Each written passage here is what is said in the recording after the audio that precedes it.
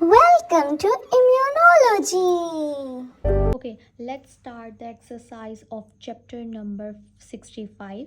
इसमें क्या हो रहा है, इसमें चैप्टर जो हमारा MCQs नंबर 1 है ना, उसमें हमारे पास है your patient has episodes of eye tearing, blood shots, eyes, runny nose है, फ्लां फ्लां फ्लां।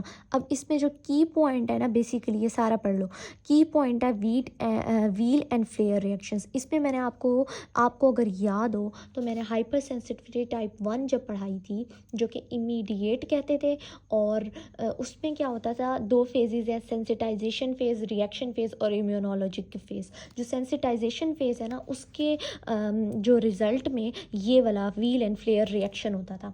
उसमें क्या हो रहा था आपको ये बस की वर्ड्स आपने पिक करने हैं और सिनेरियो के MCQs आपके ठीक हो जाएंगे। अच्छा, मैं अब आपको दिखा भी देती हूँ कि मैंने बात आपको कहाँ हाईलाइट कराई थी। दिस वन, कि आपकी हाइपर सेंसिटिविटी टाइप 1 में एडिमा होता है और इरिथमा होता है व्हील एंड फ्लेयर में। सेंसिटाइजेशन फेज़ के बाद आ जाता है हमारे पास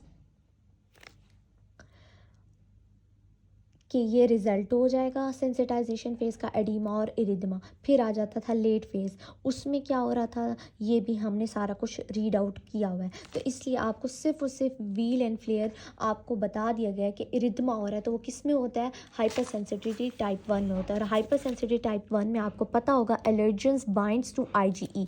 सेंसिटाइजेशन फेज़ में होता है ना, तो सेंसिटाइजेशन फेज़ में अगर आपको ये नोट्स याद हैं, दिस वन, ये नोट्स याद हैं, तो सेंसिटाइजेशन फेज़ में ईओसिनोफिल पे IgE आके अटैच हो जाती थी और ये वो सेंसिटाइज हो जाता था हमारा पर्सन। उसके बाद जब दोबारा वो एंटीजन आता था तो ये क्या करते थे, ग्रेन्यूल्स रिलीज़ करना शुरू कर देते थे। तो इसमें क्या होता है, एलर्जन बाइंड्स हो जाता है to IgE on the surface of mast cells and histamine is release. ये किस में होता था, हाइपर सेंसिटिविटी टाइप 1 में होता था, और ये ऑलरेडी भी मैं आपको बता चुकी हूँ।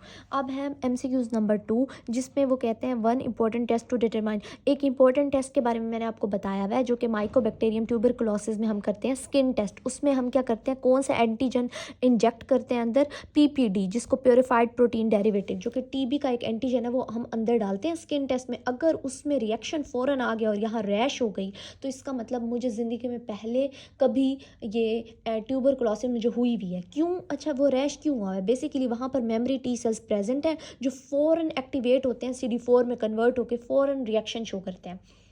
तो ये हमारे पास मैंने टेस्ट आपको बताया है, जो कि हाइपर सेंसिटिविटी टाइप 4 की एग्जांपल में मैंने आपको बताया था। ये एग्जांपल आपने नहीं भूलनी। अच्छा, अब वो कहते हैं कि बेसिकली हो क्या रहा है, वो कहते हैं कि ना which one is most likely to occur at the site of, क्या चीज़ हो रही है पॉजिटिव PPD में। असल में हो क्या रहा है, बेसिकली वहाँ पर जो मेमोरी T सेल्स है ना, फ़ौरन एक्टिवेट होके CD4 में कन्वर्ट होते हैं, पॉजिटिव T सेल्स वहाँ होते हैं उसी जगह पे जहाँ पर हमने एंटीजन इंजेक्ट किया, तो इसी वजह से वो फ़ौरन रिएक्शन आता है, रैश बनते हैं और मैक्रोफेजिस को CD4 बुला लेता है अपने पास। तो this is also the type of example of type 4 hyper sensitivity. अब आ जाते हैं MCQs नंबर 3 पे। उन्होंने कहा है कि एक पेशेंट है 77 ईयर ओल्ड का, जिसको एंटेरोकोकल एंडोकार्डाइटिस हुआ है, और हम उसको पेनिसिलिन G और जेंटामाइसिन मिलाकर दोनों दे रहे हैं।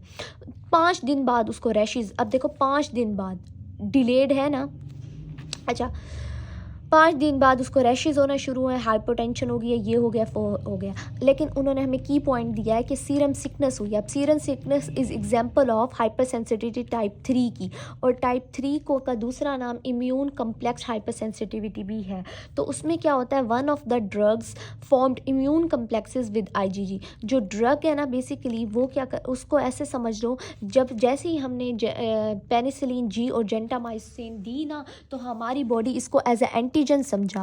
पर हालांकि नॉर्मल पर्सन तो ड्रग को एंटीजन नहीं समझता, लेकिन हाइपर सेंसिटिविटी पर्सन ड्रग को क्या समझता है, एंटीजन समझता है, और उसके खिलाफ एंटीबॉडीज़ बनाता है, और वो इम्यून कॉम्प्लेक्स बन गई है, जिसकी वजह से सीरम सिकनेस हो गई है। तो बेसिकली ये टाइप है टाइप 3 की, और इसमें क्या होता है, इम्यून कम्प्लेक्सेस बनते हैं। और आपको याद होना चाहिए हाइपर सेंसिटिविटी टाइप 2 और टाइप 3 में IgM होती है या IgG होती है। उसके बाद आ जाता है last four MCQs, one of the following disease which one is most likely to be cause by delayed. अब डिलेड हाइपर सेंसिटिविटी किसको कहते हैं हम लोग, हाइपर सेंसिटिविटी टाइप 4 को कहते हैं। और उसकी एग्जांपल कौन सी है, कंटेक्ट डर्माटाइटिस, जिसमें पॉइजन ओक और पॉइजन आइवी की मैंने बात की थी। और दूसरी एग्जांपल मैंने इसमें आपको दी थी इरिदमा मल्टीफॉर्म ये था, और ट्यूबरक्यूलोसिस की भी एग्जांपल थी जो कि हमने स्किन टेस्ट। आपने बेसिकली एग्जांपल्स को याद रखना है। अच्छा, अब आ जाते हैं एमसीक्यूज नंबर 5 पे। Atopic individual. एटॉपिक इंडिविजुअल कौन सा था, मैंने आपको बताया था, जिसमें हेरिडिटरी प्री डिस्पोजिशन होती है, मतलब उनमें ऐसे पर्सन जिनमें नेचुरली आईजीई बनाने के चांसेस ज़्यादा होते हैं।